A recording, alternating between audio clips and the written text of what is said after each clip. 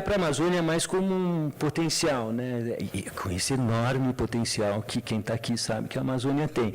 Então, a ideia hoje é uma conversa um pouco sobre esse potencial que a Amazônia tem para o país. A gente estava agora na mesa, eu estava ali, a Ana estava numa outra mesa agora sobre clima, e apareceu a questão da floresta, enfim, a questão do clima, a questão da economia, e repensar a economia e o modelo econômico brasileiro de desenvolvimento, com o papel da Amazônia, mas olhar a Amazônia sobre essa perspectiva de que ela tem para contribuir com o país e quais as possibilidades estratégicas que a gente tem como investidor social para estar colocando dinheiro na Amazônia de diferentes maneiras. Acho que tem uma narrativa muito forte nesse congresso, e muito interessante, que é a narrativa do fortalecimento da sociedade civil, né? Do tecido social, do capital social. Eu acho que a Amazônia, talvez, ela seja uma das agendas mais importantes do mundo. Por várias razões, mas talvez a mais óbvia tenha sido resultado do ano passado, né? 2015 foi um ano muito importante para o mundo, talvez por 3 grandes coisas, né? A encíclica do Papa, os ODS em setembro da ONU e a Conferência do Clima de Paris. E a Amazônia cada vez mais vem sendo identificada pela ciência como extremamente estratégica. E talvez tenha caído a ficha um pouco do Brasil com a crise da água do ano passado, que passou a ser dito que pararam de vir para cá os rios voadores, possivelmente por uma situação de alta pressão no centro-oeste do Brasil, e que criou uma barreira, e essas massas de ar não vieram, e isso foi um dos fatores relacionados com a seca daqui. Obviamente tem um quadro mais complexo do que isso, mas esse foi um fator. E começou a cair a ficha.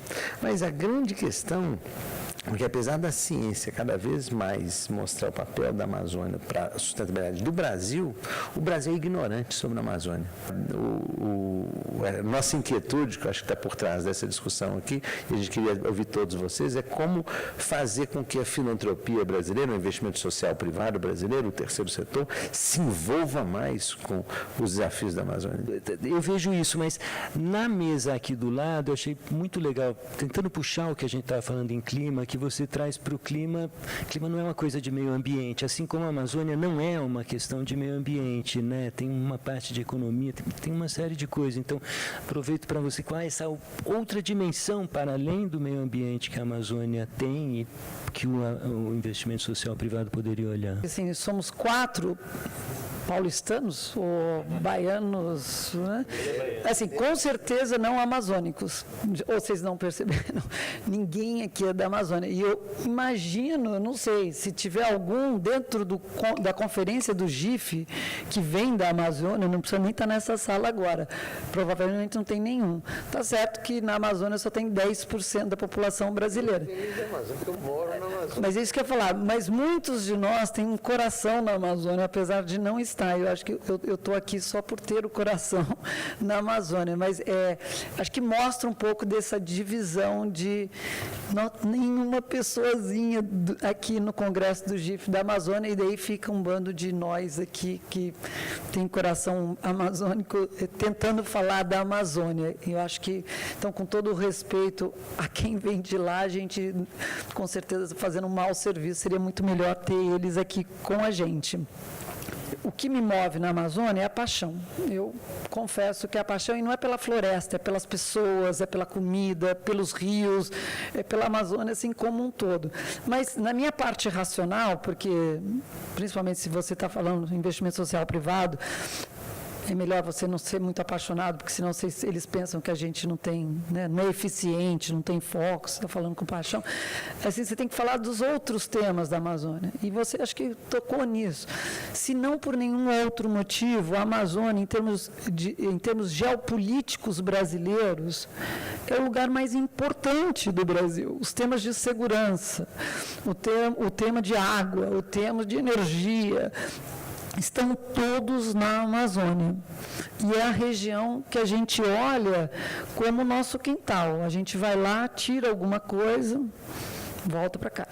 Vai lá, pega umas plantinhas, volta para cá. Pega energia, traz para cá. Então, a gente ainda usa a Amazônia como, sei lá, os ingleses usavam a África, e a gente reproduz isso o tempo inteiro, sendo estrategicamente, talvez, a região mais importante brasileira.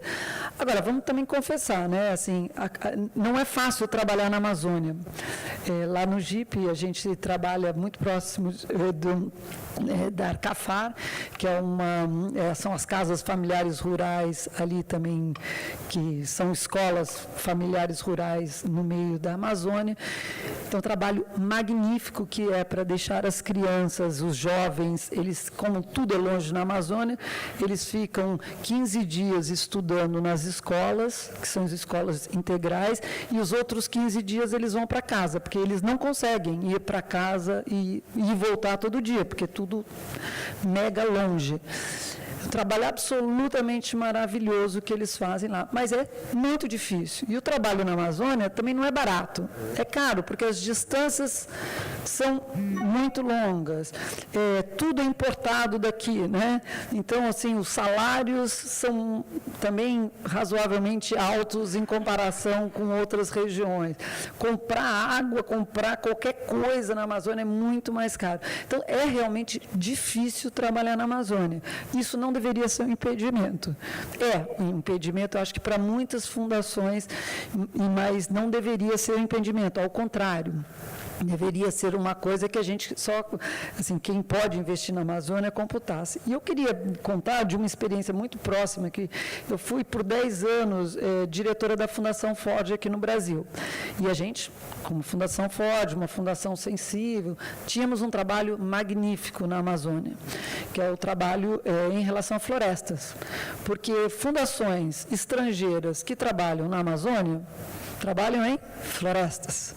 Esquece da população que vive na Amazônia. E por 10 anos a gente trabalhou na Amazônia, na floresta, absolutamente maravilhoso o trabalho. Quando eu saí de lá, de novo apaixonada pela Amazônia, a gente tentou trabalhar nos outros temas da Amazônia. Educação, fortalecimento da sociedade civil, cultura, urbanismo, os outros temas que aqui parecem normais. Impossível, porque as pessoas olham para a Amazônia e só veem floresta. E eu acho que a área onde o investimento social privado mais poderia oferecer à Amazônia é a área de educação. O investimento social privado brasileiro, 90% dele trabalha em educação e praticamente ignora a população da Amazônia no seu trabalho de educação, no seu trabalho meramente de educação. Tem um trabalho imenso que pode ser feito na Amazônia, de novo, considerando as distâncias, a especialidade. Não dá para pensar em escala na Amazônia do jeito que se pensa em escala São Paulo. Você não vai ter uma escola com 1.000 alunos no meio, sei lá, do Rio Amazonas. Você não vai ter isso. Você vai ter uma outra lógica. Mas se a gente aqui, como a gente falou no GIF, se a gente tem que abraçar a diversidade, se a gente tem que abraçar a desigualdade e diversidade, eu acho que a Amazônia é o maior desafio que a gente tem. As escolas públicas da Amazônia Profunda, essa Amazônia Ribeirinha, em alguns parâmetros, e comentava aqui com o Sérgio antes, alguns indicadores. Um dos indicadores é o número de dias de aula. Aí, na média, no ano passado, foram 96 dias de aula. E a legislação requer 200, né? É menos da metade. E a gente vai ver por que isso. Porque tem uma política pública nacional, e depois foi reproduzida no âmbito estadual, que é equivocada, ainda que bem intencionada, que ela requer que os professores tenham nível superior. O que significa um professor de nível superior? Um menino ou uma menina urbano que se formaram ali numa universidade federal, estadual, que no estado do município. A prefeitura vai e faz um concurso, um processo seletivo qualquer para isso. Aí esses meninos jovenzinhos e tal passam no concurso. Aí são mandados para um lugar desse, é uma semana de viagem, 10 dias, ou às vezes mais perto, só umas 10 horas, 20 horas. num lugarzinho bem perto, assim, e que não tem banheiro, começa assim, não tem banheiro, não tem energia elétrica, não tem nada. Então, o que acontece? Na primeira canoa de baixada que ele vê, ele fala assim, opa, para que eu pulo dentro, vai para a cidade, a gestão é péssima, o cara fica escondido ali, o prefeito não sabe, aí passados uns 2 meses ele volta, tal, preenche ali uma coisa, finge que fez, aí nós fomos pensando diante disso, qual que é a solução? É formar professor caboclo. Eu fico muito feliz de estar aqui com vocês discutindo o assunto da Amazônia, porque eu sou de Valença, uma cidade no meio da Mata Atlântica brasileira. Fiz agronomia em Cruz das Almas, no Recôncavo Baiano, e já no meu curso de agronomia eu já olhava a Amazônia com muito interesse. Tanto é que assim que eu me formei, antes de pegar o diploma, eu peguei um ônibus e fui trabalhar na Amazônia. Trabalhar no Amazon. Então, fiquei morando na periferia de Belém, numa cidade chamada Ananindeua, e ajudei a fundar o Amazon com um grupo de moleques saindo da universidade e com um líder visionário que foi o Christopher Wu, um ecólogo americano, e foi uma experiência impressionante viver praticamente 4 anos no Pará, vendo, inclusive, a velocidade do desmatamento da Amazônia, que eu até queria registrar isso, né? Quer dizer, quando eu cheguei lá, a gente estava falando de algo em torno de 8% de desmatamento, né? 8% de área deflorestada da Amazônia. E hoje você está já em patamares acima de 20%. E dependendo da abordagem que você usa, a metodologia que você usa, você imagina já um grau de alteração da vegetação próximo de 40%, se você considera a exploração seletiva de madeira, a incidência de fogo possível, etc. Então, na verdade, é um patrimônio natural gigante que o Brasil herdou, não só o Brasil, mas vários países da América do Sul. A gente tem a Bolívia, a gente tem o Peru, a gente tem o Equador, a gente tem Venezuela, Colômbia, as Guianas. E isso, inclusive, Ana, quando você fala da geopolítica, né, o Brasil, ele realmente tem visibilidade internacional hoje. Uma das grandes visibilidades, além dos chavões, do carnaval, do futebol, etc., é a Amazônia. Então, a identidade brasileira fora, né, é nosso legado de ter boa parte da Amazônia no nosso território. E eu diria até isso, o brasileiro, ele é brasileiro, entre outras coisas, porque ele tem a Amazônia. Que olhar a floresta pelas pessoas, pela educação, e a gente tem que pensar na economia do futuro do Brasil, né? Se a gente for observar o que representa hoje a nossa economia brasileira e como é que ela se conecta com essas florestas da Mata Atlântica e da Amazônia, existe uma relação muito forte entre a floresta e a economia. Inclusive, quando a gente está falando de clima, de água, né? Imagina São Paulo sem água. Imagina o Rio de Janeiro, imagina Belo Horizonte. Ou seja, a nossa população urbana, mais de 80% da população brasileira vive nas cidades, a água vem de onde? Vem da floresta, vem da Mata Atlântica, vem da Amazônia, vem do Cerrado, né? Então, a gente tem que acabar com essa ignorância de imaginar que a minha vida na cidade é desconectada da Amazônia, desconectada da floresta da serra ali do lado, né? E não só a água e a vida de um modo mais elementar, o clima, o conforto térmico, etc., mas a economia real. Nós trabalhamos na região de Santarém, Oriximiná, Terra Santa, Faro, fortalecendo, para quem não conhece, fica na calha norte do Amazonas, no Pará, mas quase ali é muito pertinho, né, cruzou o rio, já é o Amazonas. Então, esse desafio que foi proposto de uma a mineração Rio do Norte, trabalhando em consórcio com o Amazon, trabalhando com a ECAM, Equipe de Conservação da Amazônia, num projeto de iniciativa nossa, né, uma iniciativa dessas organizações que propuseram um projeto de longo prazo, com a visão de desenvolvimento territorial para aquela região, para aquele contexto de Santarém, pensando como é que nós podemos melhorar a gestão pública, como é que nós podemos olhar para para a questão da titulação de terras, como é que nós podemos pensar em etnodesenvolvimento, aí cada qual com a sua, cada uma dessas organizações com o seu olhar, o seu expertise.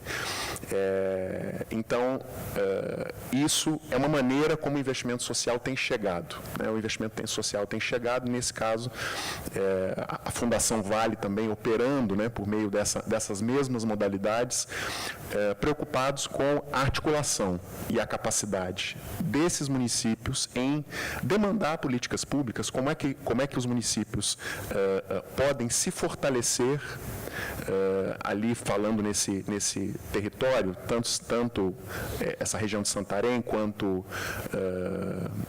Parauapebas, um local com bastante dificuldade para que o Estado chegue. Nós sabemos que talvez uma das principais dificuldades, pensando a partir da ótica do município, é a presença, né, do Estado nesses territórios. Um esforço que ainda é muito tímido, porque as nossas políticas são top-down, e esforços tão tímidos de pensar a política a partir do bottom-up, né, aquela política que eu reconheço a demanda, organizo essa demanda e aí sim eu vou criar essa nova tipologia de políticas. Então, nesses casos, o investimento social tem uma combinação com a influência da atuação de empresas, de empreendimentos que chegam a essas regiões impactadas, que são tanto a demanda por serviços públicos cresce, exploração sexual, violência, mas também há uma visão pela oportunidade do desenvolvimento, né? E aí, é claro, uma conta que precisa ser muito bem feita. Uma metodologia muito interessante, que é de criar cenários de futuro. Acho que muitos de vocês devem conhecer, e aí eu cruzei ela, sou colega de universidade dela, mas eu cruzei ela mais recentemente pensando uns cenários de Amazônia. Estou muito curioso para saber como avançou esse cenário, que é um trabalho bancado por investimento social, né? Então, estou só lembrando, essa dinâmica aqui chama aquário, fishbowl, e é uma dinâmica onde qualquer um pode entrar no aquário. Até como facilitador, vou sentar fora e deixar 2 cadeiras aqui vazias. Quem quiser entrar, você inclusive que estava curiosa, se quiser trazer a sua perspectiva, por favor, entre no aquário. Uma metodologia interessante para a gente trazer, para a gente poder pensar nesse tamanho e para a gente poder pensar o futuro que está vindo aí, para nos ajudar a ver o que é que nós temos que fazer agora para fazer um futuro que a gente quer. Então, e aí a gente pergunta, né, mas qual é o futuro? Né? Qual é o futuro da Amazônia? Né? Perguntam para o Virgílio, perguntam para todo mundo que trabalha lá. Mas eu diria quais são os futuros, porque muitos falam assim, mas para que a gente vai pensar futuro? Eu já sei qual é o futuro. Se você conversa com organizações que trabalham do ponto de vista ambiental, eu já sei qual é o futuro. O futuro da floresta, em 2030, é a gente reduzi-la a 50% do seu tamanho original, e aí o clima vai se alterar, a gente vai chegar no ponto de não retorno, e é esse o futuro da Amazônia, acabou, né? É isso que está acontecendo. Se você conversa com alguém que está pensando a Amazônia do ponto de vista do investimento, né, de uma indústria extrativa, ou de uma grande indústria de energia, não, o futuro da Amazônia não é esse. O futuro da Amazônia é o futuro de uma região a ser explorada, a ser desenvolvida, vamos levar o desenvolvimento para lá, ou o desenvolvimento do país e do planeta precisa dos recursos que estão na Amazônia. Então, o futuro da Amazônia é outro. Então, aí já vem um pouco a justificativa do por que a gente tem que pensar um futuro e uma visão partilhada de futuro. Porque parece óbvio, mas não é óbvio os futuros que estão vindo aí, né? Quando a gente constrói os cenários de futuro, a gente olha para eles e a gente fala assim, nossa, mas isso é óbvio. Mas é óbvio depois que a gente trouxe o óbvio para a mesa, e a gente olha para ele, aí fica tudo óbvio. Mas antes não era, porque cada um tem uma visão de futuro diferente, né? A importância da floresta na economia. Então, para quem que interessa a floresta em pé? óbvio, para quem está lá, morando lá. E interessa, a gente até agora, a gente está com essa pergunta sempre, né? E até agora que a gente chegou é que interessa muito para a agricultura. A agricultura depende da estabilidade do clima.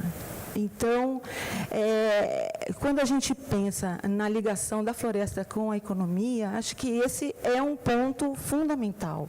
A gente precisa de água para a agricultura, a gente precisa de água com regularidade e a gente precisa de água para gerar energia, inclusive no Sudeste.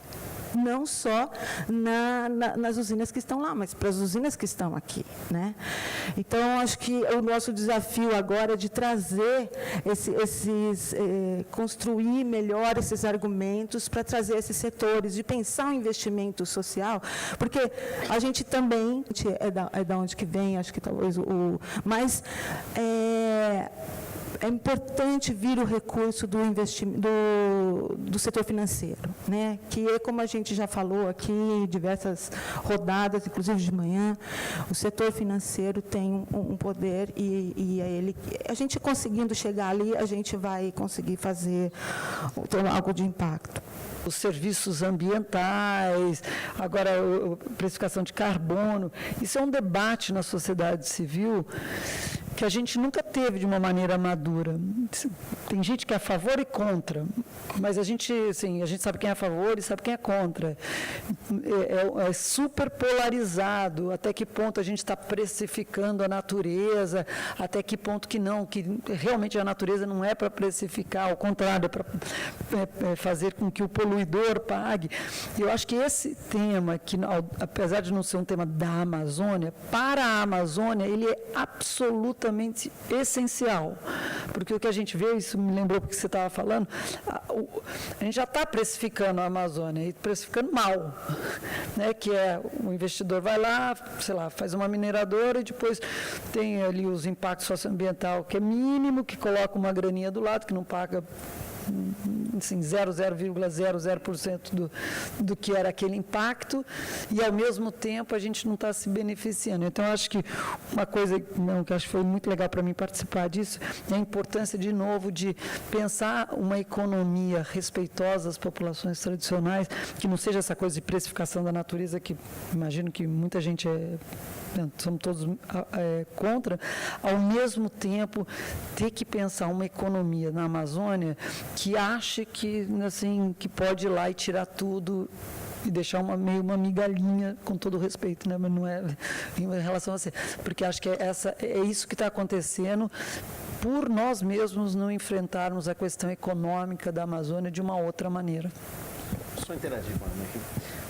E aí, quando a gente fala em gestor público, às vezes você pensa assim num mega burocrata, assim, tal, coisa de gravata e tal.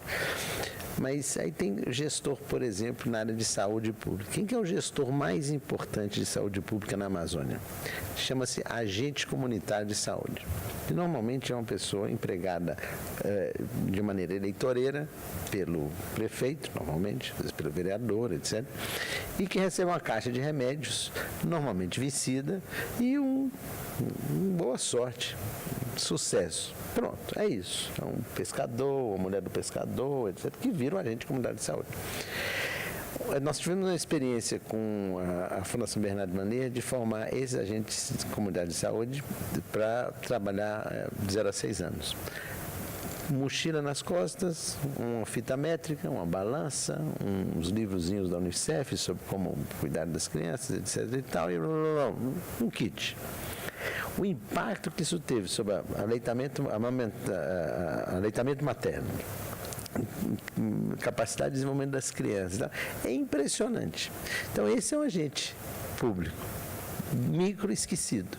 Comecei coordenando um programa de compensação ambiental em Rondônia, junto às comunidades ribeirinhas do Madeira, e fiquei interessada na sua fala porque pude vivenciar muito de perto todas as contradições e dificuldades dessa relação que envolve a empresa, o empreendimento, governo federal, IBAMA, etc. E, enfim, quem está implantando os projetos junto à ponta, os ribeirinhos, e toda essa dinâmica extremamente extremamente complexa, né, que de fato exige mesmo a construção de protocolos. Acho que a educação ambiental, na verdade, era um programa de educação ambiental, e a nossa experiência até contribuiu para, em 2012, ter outra referência da relação da educação ambiental com os empreendimentos. Mas, enfim, eu acho que em todos os campos isso deveria ser criado. Fiquei bem interessada. E, depois dessa experiência, eu trabalhei junto ao Fundo Vale, acompanhando, avaliando projetos e, mais recentemente, também avaliando instituições que a CLU apoia, né? Então, tive a oportunidade de conhecer projetos diferentes de vários lugares, né? E quando me inscrevi, Ana, foi em relação à sua fala, porque, de fato, eu concordo com você que a educação é uma prioridade na Amazônia. Não só a qualificação da rede de ensino e apoios externos, né, que possam contribuir com formação de professores, etc., dinamizar as escolas, mas também a educação informal, né? Mas acho que tem uma outra prioridade, que é a implantação da gestão ambiental nos municípios, né? Acho que tem a experiência do Pará, tem a experiência do Mato Grosso, municípios verdes, municípios sustentáveis, junto às prefeituras, né, que é criar uma legislação municipal ambiental, que é criar os conselhos municipais de meio ambiente. Quer dizer, agora já a própria experiência está mostrando que a questão ambiental não pode estar só na área, só numa secretaria, não é uma questão de uma secretaria, é uma questão mais ampla de desenvolvimento local. Mas eu acho que esse é um desafio enorme no sentido de poder disseminar novas práticas. Meu nome é Júlia, eu morei 1 ano e meio em Altamira, no Pará. Trabalhei como gerente de projetos, dos projetos de mitigação e compensação de impactos junto às populações indígenas impactadas por Belo Monte, né? Eu voltei em agosto do ano passado e agora eu estou voltando para lá, porém só para prestar pequenas consultorias, né? Agora eu vou trabalhar com um projeto de comercialização de artesanato para geração de rendas para os indígenas que moram ali na Volta Grande, na área mais impactada pela usina, né? Eu queria colocar algumas observações, principalmente com relação à fala do Sérgio, né? Que eu vejo, assim, lá em Altamira, principalmente, uma carência muito grande de investimentos mais diversificados, né? Então, a gente tem lá, a Belo Monte tem os programas de mitigação e compensação de impactos, que obviamente tem um investimento, que é uma regra do BNDES, que é a partir do empréstimo que eles fazem para o empreendedor, 1% daquele empréstimo tem que ser direcionado para programas de mitigação e compensação de impactos, mas, obviamente, a dimensão dos impactos é muito grande. Só esses investimentos, claro que é muito grande, mas eles não conseguem trabalhar, principalmente porque os impactos são impactos a longo prazo e esse trabalho deve ser feito a longo prazo, né? Então, assim, uma preocupação que eu tenho muito grande ali com a região de Altamira é que esses projetos eles estão sendo realizados agora, nesse momento. A partir do momento em que a usina começar a operar, e aí? Cadê o dinheiro? Cadê o investimento? E cadê a continuidade desses projetos, né? Então, assim, qualquer resultado, principalmente com comunidades tradicionais, é um resultado que ele é de longo prazo. A gente nunca consegue trabalhar essa reversão desses impactos com resultados imediatos, né? Que os bancos criaram reservas de dinheiro permanentes e viraram enormes fundações que mantiveram. Isso estimulou a sua fala, me estimulou essa pergunta. Não se fez isso, né, em nenhuma dessas grandes obras, de criar fundos patrimoniais. Essa é uma discussão que tem a ver com o que a Ana falou de serviços ambientais. Eu propus isso para o ministro de Minas e Energia, que fosse criada uma nova política tarifária. Porque o ROI, hoje, o que a gente tem de Belo Monte é uma tragédia, porque tem aquele caminhão de dinheiro que chega junto com a obra, sai dinheiro para tudo quanto é lugar e com eficiência muito baixa, depois desaparece, como você está dizendo. Eu acho que a gente devia ter, a minha proposta é uma mudança na tarifa, inclui como parte, e não pode ser royalty, porque senão isso cai no tesouro dos municípios, estado é CEFEM. Então, esse é um tema para a gente eventualmente aprofundar. Foi uma descoberta, ao mesmo tempo, um tanto constrangedora de sentir que quase perto de 40 anos eu estou me sentindo brasileira de verdade, assim, acho que até então eu era meio brasileira, assim, né, só quando eu só quando fui para esses lugares eu senti o quanto tem um Brasil que está dentro da gente e a gente não tem a menor ideia do que é. Eu queria trazer 2 reflexões de 2 lugares, que é um lugar da Cláudia muito paulistana, consultora, e que ficou até em parceria com a FAS, com o André, numa tentativa de viabilizar projetos através de recursos incentivados para a Amazônia, e pesquisando isso, e também através de outros projetos, inclusive, a gente chegou assim, num lugar muito frustrado de perceber o quanto a iniciativa privada e a iniciativa pública, elas estão de costas para a Amazônia. Assim. Acho que assim, a imagem que me vem muito forte é essa, estão de costas para a Amazônia. Fora algumas empresas que atuam ali, que não tem como não se envolver com aquilo, porque é inviável, de outra maneira, atuarem ali não estarem totalmente envolvidas com a comunidade, com aquele lugar, com aqueles problemas. Eu percebo que o Brasil está muito de costas para a Amazônia. Eu tive uma experiência muito intensa em Parauapebas. Para mim, eu acho que foi o lugar onde eu vivi, experimentei as maiores contradições brasileiras. É um gueto, né? Parauapebas, para quem nunca foi, é um gueto no meio de uma floresta que não tem fim, assim, mas é um gueto produtivo, econômico, muito intenso, e a sensação é de que a própria Parauapebas, a própria cidade, ela também está de costas para a floresta. E é uma cidade muito recente, cresceu muito rápido. Eu estive ali imersa alguns meses, fazendo um trabalho de fortalecimento de cadeias criativas, com empreendedores criativos, e a gente se deparou com alguns desafios, como falar de memória e identidade num lugar que tem ali na sua população de quase, assim, no máximo 10 anos de experiência no território, pessoas que vêm de todos os lugares do Brasil e estão tentando se conectar com um lugar que é um lugar que tem a memória mais antiga do Brasil, que é onde tem as populações indígenas que têm a memória mais antiga do Brasil. E a própria floresta de Carajás, ela tem isso, muito ainda pouco explorada. Dessas regiões que a gente está falando, a gente tem que pensar nessa aliança entre riqueza da natureza com riqueza da sociedade. Não necessariamente com a riqueza como a gente imagina a partir do concreto, né, de grandes cidades como São Paulo, mas uma riqueza que está vinculada à qualidade de vida, a um nível cultural e educacional muito elevado, a um nível de felicidade, de bem-estar muito alto, né, a um nível de saúde muito alto. E eu acho que é esse tipo de prosperidade que a gente tem que começar a pensar. E o que a gente está fazendo hoje é, na verdade, destruir a natureza e gerar miséria. A gente precisa reverter isso, pensar em restaurar e cuidar da natureza e gerar riqueza de uma maneira mais profunda. Queria valorizar essa direção para a gente. Não tinha ninguém no Amazonas, mas a gente está gravando esse evento justamente para levar no encontro de lideranças comunitárias que a gente faz 2 vezes por ano, onde juntam lideranças comunitárias de 16 unidades de conservação. É uma atividade da Fundação e a ideia é passar esse debate lá e debater com eles, né? O que eles acham das ideias.